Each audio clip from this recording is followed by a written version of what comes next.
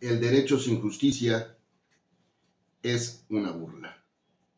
Palabras del escritor francés Albert Camus. Muy buenas tardes, querido auditorio, muy buenas tardes, querido público. Sean todos bienvenidos, bien apercibidos una vez más. En esta ocasión hablaremos de un tema que nos genera un abanico bastante amplio. Sin embargo, por temas de tiempo, trataremos de ser prácticos, transparentes y de una manera interpretativa para que todo aquel amante del derecho y público en general pueda entendernos de una manera más práctica. Bien, hoy hablaremos del juicio de amparo. Conoceremos un poco sobre su historia, brevemente su concepto, su finalidad, cuántos tipos hay, dónde se soporta, etc., etc. Bien, para ello es importante saber que todo emana de nuestra Carta Magna, de nuestra Constitución Política de los Estados Unidos Mexicanos. Este hermoso libro que la verdad nunca nos cansamos de leer. Es bastante interesante porque de ello emana todo lo que hoy vamos a trabajar. Muy bien, para ello vamos a ir trabajando punto a punto.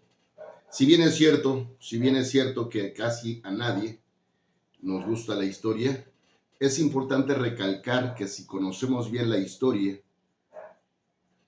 plasmamos nuestro presente con ella, sabemos perfectamente hacia dónde va el futuro. Y no precisamente dentro de la esfera jurídica o tocante a derecho, sino esto aplica de manera universal, por ello la importancia de la historia. Bien, conozcamos cuándo nace el juicio de amparo.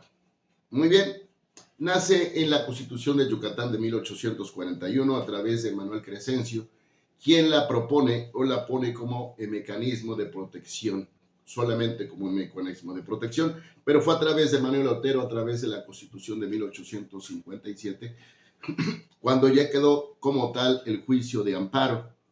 Todos estos años sirvió para perfeccionarlo y de alguna manera sigue evolucionando. Muy bien, entonces la conocimos en Yucatán, o lo conocimos en Yucatán, y ha venido evolucionando a través de estos tiempos. Muy bien, Manuel Otero se le conoce como el padre, por cierto, junto con otros juristas, como el padre del juicio de amparo. Ahí nace perfectamente. Y nace precisamente como medida de protección de nuestra esfera jurídica que nos enmarca la Constitución. Pero ¿qué pasa? ¿Qué pasa cuando alguna autoridad, alguna ley, alguna norma vulnera esta esfera jurídica? ¿Se han preguntado? Vamos a ir respondiendo a cada una de estas preguntas que salen a relucir. Muy bien. Ahora conozcamos su fundamento. Su fundamento está plasmado en el artículo 1 constitucional, que nos habla precisamente sobre los derechos humanos y sus garantías. Bien, en el artículo 1 de la Convención Americana sobre los Derechos Humanos nos dice, palabras más, palabras menos, que donde hay un derecho debe de existir una garantía. Ahora hablemos de un pequeño ejemplo, para que quede más claro en otro sentido. Donde hay un derecho debe de existir una garantía. El ejemplo más claro, todos tenemos derecho a la educación. Este es nuestro derecho, pero por el otro lado tenemos nuestra garantía. Nuestro garante sería el artículo 3 constitucional. Muy bien. Otro ejemplo, nuestro derecho a la salud. Nuestro garante sería el artículo 4 constitucional. Por supuesto, práctico, ya lo entendimos.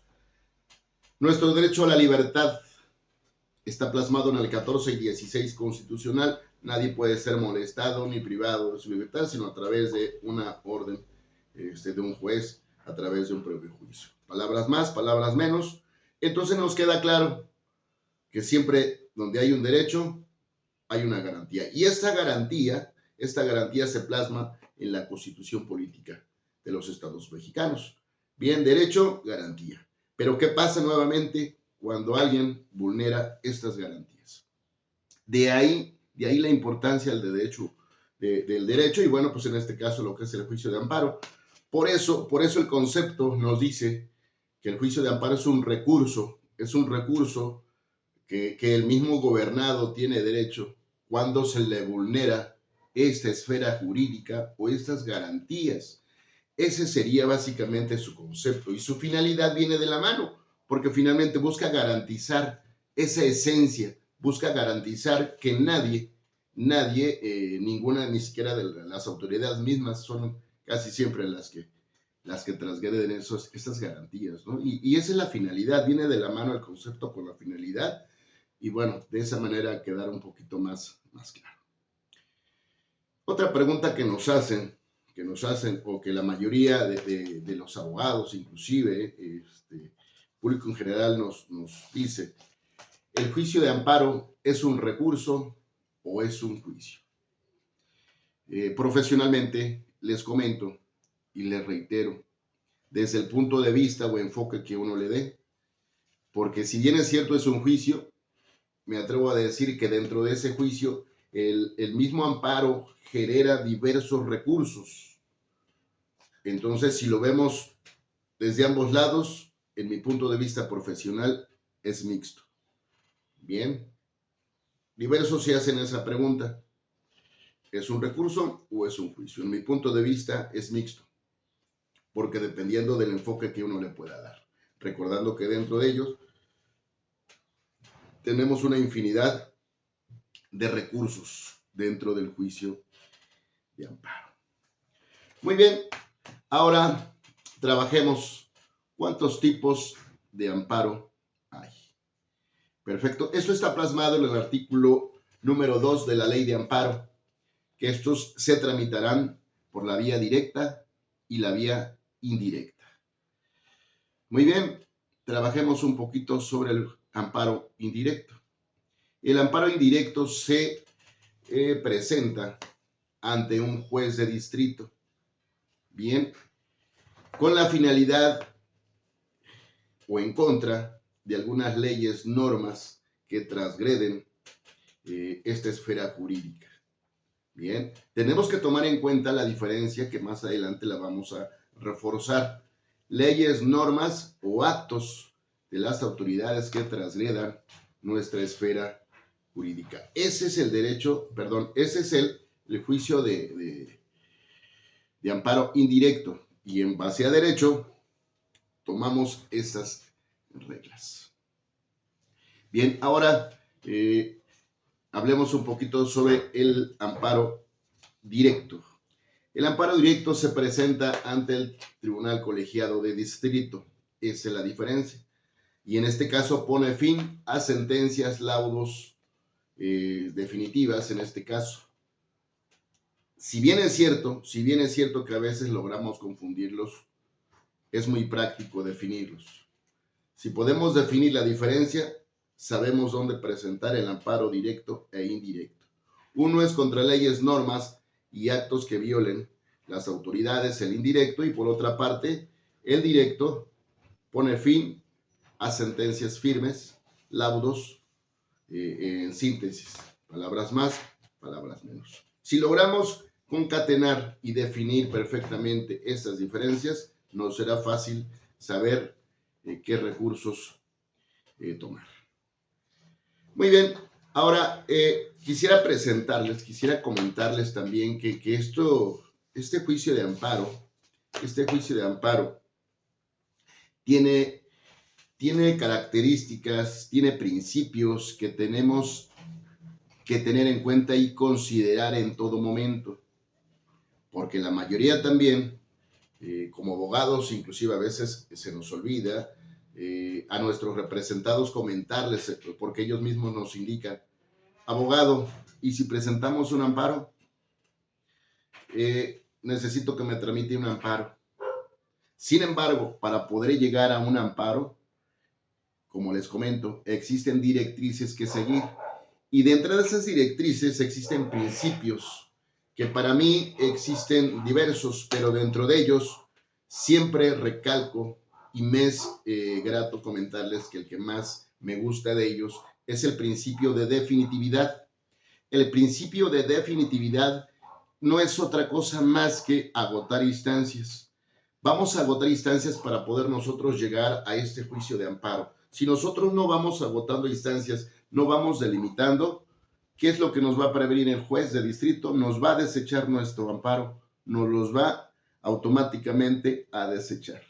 El famoso sobreseimiento. Bien, eso los vamos a ver principalmente. ¿Por qué? Porque la mayoría de los usuarios, la mayoría de personas civiles, conocedores de derecho, siempre, y la mayoría no siempre, pero sí en un 99%, logramos equivocarnos en esa parte. Creemos que el simple hecho de pensar en un amparo automáticamente va a ser procedente. No, tenemos que aprender a delimitar e irnos precisamente con esas directrices que tenemos. ¿Bien? Y la más importante para mí es ese, el principio de definitividad, como les comentaba, y existen otros, como es el personal, el principio estricto de derecho. Cabe comentar también que otro de los principios importantes es que surge efecto de manera personal, no es universal, no surge efecto de manera general. Si bien es cierto que hay amparos colectivos, estos surgen efectos solamente para quien los promueve, más no para el público en general. Eso también tenemos que tomarlo en consideración, en cuenta, para que nos quede más claro. Sin embargo, a veces también, y lo comento así hacia cierta, se nos sigue barriendo todavía. Bien, ahora, dentro de esas partes o principios, cabe comentar también que existen causales de improcedencia. Esto quiere decir precisamente cuando no lo pueden aceptar. Esto está plasmado en el artículo 61 de la Ley de Amparo. Y este artículo, me atrevo a decir que les encanta bastante a las autoridades jurisdiccionales. ¿Por qué? Porque han de pensar, o creen ustedes, porque este artículo tiene nada más y nada menos que 23 causales de improcedencia. 23 causales. Entonces, si ustedes se preguntan, esas causales, ¿dónde las acomodan? Precisamente ellos tratan de acomodar una de esas 23 causales para poder desechar nuestra demanda de amparo. Curiosamente, ese artículo 61 es el más usado y el más gustado por las autoridades jurisdiccionales. Entonces, en ese sentido y en ese estricto tendremos que conocer un poquito. Lastimosamente no nos alcanza el tiempo, lastimosamente estamos cortos porque nuestras cápsulas las queremos hacer interesantes y no tediosas. Sin embargo, si más adelante nos lo permiten, vamos a trabajar explicando las 23 causales. Si bien es cierto, como les comentaba, pues en otras palabras más, palabras menos, el juicio de amparo es un medio de control constitucional que nos va a garantizar precisamente nuestra esfera jurídica, que nadie nos la transgreda, y precisamente las autoridades. Muy bien, conocimos un poco su historia, cuando nace, sus preceptos, sus principios, los tipos de amparo, amparo directo, amparo indirecto, para qué son, para qué sirven. Esperemos que a ustedes les sirva un poco conocer estas vertientes que en todo momento sirven, siempre plasmado en nuestra Constitución. Como les comentaba, pues está plasmado en el artículo primero, en el artículo primero también de la Convención Americana, en el artículo 103 y 107, 103 y 107 de la Constitución, y posteriormente en la Ley de Amparo, que es la parte que nos atañe y la parte que nos corresponde en ese sentido. Y ahí les comentaba, bueno, pues se presenta a través de un escrito inicial llamado demanda, y en ese sentido se presenta ya a las diferentes autoridades jurisdiccionales. Sin más ni menos, esperamos que nuestra información haya sido de valiosa aportación para ustedes, para el público en general. Seguimos, como siempre, tratando de mejorar nuestro contenido. Muy buenas tardes. Es cuanto.